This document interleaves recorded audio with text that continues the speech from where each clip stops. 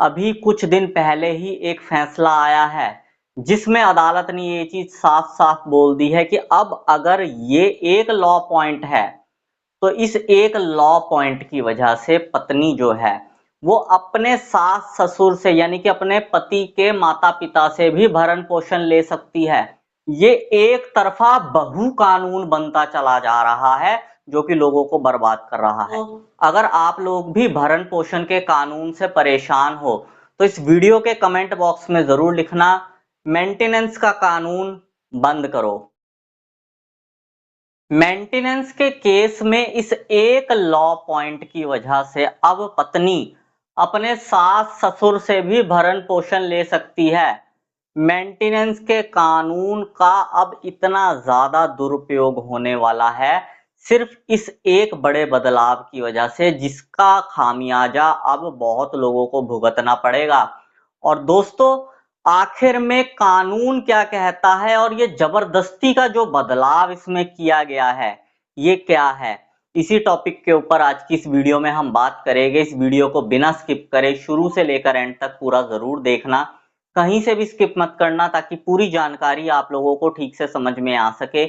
और वीडियो शुरू करने से पहले मैं आप सबसे कहना चाहता हूं कि अगर आप मेरे इस चैनल पर पहली बार आए हैं या आपने मेरा ये चैनल अभी तक सब्सक्राइब नहीं किया है तो चैनल सब्सक्राइब करके नोटिफिकेशन बेल आइकन पर जरूर क्लिक कर देना जिससे आने वाली सभी वीडियोस का नोटिफिकेशन सबसे पहले आपके पास पहुंचे और आप कोई भी वीडियो मिस ना कर पाओ। और अगर आपने अभी तक हमें सोशल मीडिया जैसे कि फेसबुक, व्हाट्सएप या फिर इंस्टाग्राम पर फॉलो नहीं किया है तो इस वीडियो के डिस्क्रिप्शन में मैंने हमारे सभी सोशल मीडिया अकाउंट्स के लिंक दे दिए हैं। इस वीडियो के डिस्क्रिप्शन में जाकर उन लिंक्स पर क्लिक करके आप हमें सोशल मीडिया पर भी फॉलो कर सकते हैं। और अगर आपका भी कोई केस चल रहा है और उस केस में आप पर्सनली मुझसे कॉल पर बात करके लीगल एडवाइस चाहते हैं तो स्क्रीन पर दिए गए नंबर पर आप मुझे व्हाट्सएप करके हमारी मेंबरशिप ज्वाइन कर सकते हैं और मेंबरशिप ज्वाइन करने के बाद आप डायरेक्ट कॉल पर मुझसे बात कर सकते हैं। तो चलो दोस्तों, आज की इस वीडियो को आगे कंटिन्यू करते हैं। दोस्तों, आखिर कानून था क्या मेंटेनेंस का और बनाया क्या जा रहा है, कानून में क्या प्रावधान दिया गया था और उसे तोड़ मरोड़ के ऐसे एक तरफा लोगों को प्रताड़ित करने वाला कानून बनाने की कोशिश की जा रही है जिस कानून की वजह से ज्यादातर लोगों को परेशानी ही भुगतनी पड़ेगी। अभी कुछ दिन पहले ही एक फैसला आया है जिसमें अदालत ने ये चीज साफ साफ बोल दी है कि अब अगर ये एक लॉ पॉइंट है तो इस एक लॉ पॉइंट की वजह से पत्नी जो है वो अपने सास ससुर से यानी कि अपने पति के माता पिता से भी भरण पोषण ले सकती है। और दोस्तों, आप लोगों को जानकर हैरानी होगी कि जिस लॉ पॉइंट पर अदालत ने ये फैसला सुनाया है उस लॉ पॉइंट पर तो जो पति के माता पिता है यानी कि उस महिला के सास ससुर उन्हें भरण पोषण मिलना चाहिए, ना कि उस महिला को जो अपने सास ससुर से भरण पोषण लेने के लिए मुकदमा दर्ज करवाने की हकदार है। अब दोस्तों, एक मामला आया सामने जिसमें क्या हुआ था, हस्बैंड की डेथ हो गई थी और हस्बैंड की डेथ के बाद जो उस हस्बैंड की वाइफ थी उसने अपने सास ससुर के ऊपर भरण पोषण का मुकदमा दर्ज करवा दिया।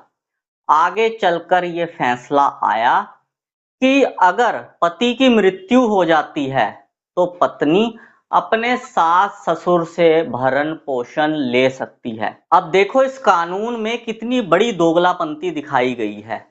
दोस्तों, कानून में प्रावधान है कि जो बुजुर्ग माता पिता होते हैं वो अपने बेटे के ऊपर, पत्नी अपने पिता के ऊपर और जो 18 साल से कम उम्र के बच्चे हैं या वो बच्चे हैं जो अभी इंडिपेंडेंट नहीं है वो अपने पिता के ऊपर भरण पोषण का मुकदमा दर्ज करवा के उनसे भरण पोषण ले सकते हैं अगर उनका बेटा, उनका पति या उनका पिता उनकी जिम्मेदारी नहीं उठा रहा होता है तो दोस्तों, अगर यहां पर देखा जाए तो जो माता पिता है बुजुर्ग, एक तो उनका बेटा चला गया, ऊपर से उनके ऊपर भरण पोषण का मुकदमा दर्ज करवाया जा रहा है, जबकि माता पिता जो है वो अपने बच्चे के ऊपर मुकदमा दर्ज करवा के भरण पोषण ले सकते हैं क्योंकि बुजुर्ग होने की वजह से वो बाहर काम नहीं कर सकते, अपने खुद के लिए कमा नहीं सकते, इसलिए कानून में ये प्रावधान था।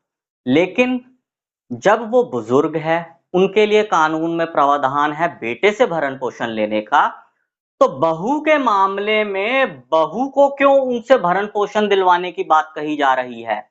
ये एक तरफा बहू कानून बनता चला जा रहा है, जो कि लोगों को बर्बाद कर रहा है। देखो, अगर मैं बात करूं उस विधवा महिला की, तो उसके पास कई ऑप्शंस है। उसकी उम्र कम है, वो नौकरी कर सकती है। अगर वो शरीर से स्वस्थ है, तो वो नौकरी कर सकती है। अगर वो नौकरी नहीं कर सकती, तो उसके पास रीमैरिज का भी ऑप्शन है और उसके पास उसके मायके में भी जाने का ऑप्शन है। लेकिन वो बुजुर्ग माता-पिता, जिनका बेटा चला गया और अब उनके पास कमाई का कोई भी साधन नहीं है, उन बुजुर्ग माता-पिता के ऊपर भरण पोषण लगाकर सीधा-सीधा अत्याचार किया जा रहा है। तो दोस्तों, ऐसे कानूनों का विरोध होना चाहिए और इसमें सबसे बड़ी कमी जो आ रही है, वो कमी ये है कि आम जनता कहीं से कहीं कोई कदम उठा के राजी ही नहीं हो रही है। आम जनता इस चीज को लेकर आवाज ही नहीं उठा रही है। हमने पिछले 7-8 साल में ना जाने कितने कार्यक्रम करवाए इन्हीं सब चीजों को लेकर, लेकिन आम जनता साथ देने के लिए ही तैयार नहीं है। देखो दोस्तों, अगर आप लोगों को अपना अधिकार चाहिए, आप लोगों को इस प्रताड़ना से बचना है, परेशान होने से बचना है, तो आप लोगों को अपने अधिकारों के लिए आवाज उठानी पड़ेगी, या फिर वो लोग जो आपके लिए आवाज उठा रहे हैं उनका साथ देना पड़ेगा। अगर आप ये सोचोगे कि आप घर पर आराम से बैठ जाओ और कोई और लड़ता रहे और लड़ लड़ के मर जाए, तो भूल जाओ। सन 1990 से ये लड़ाई चल रही है।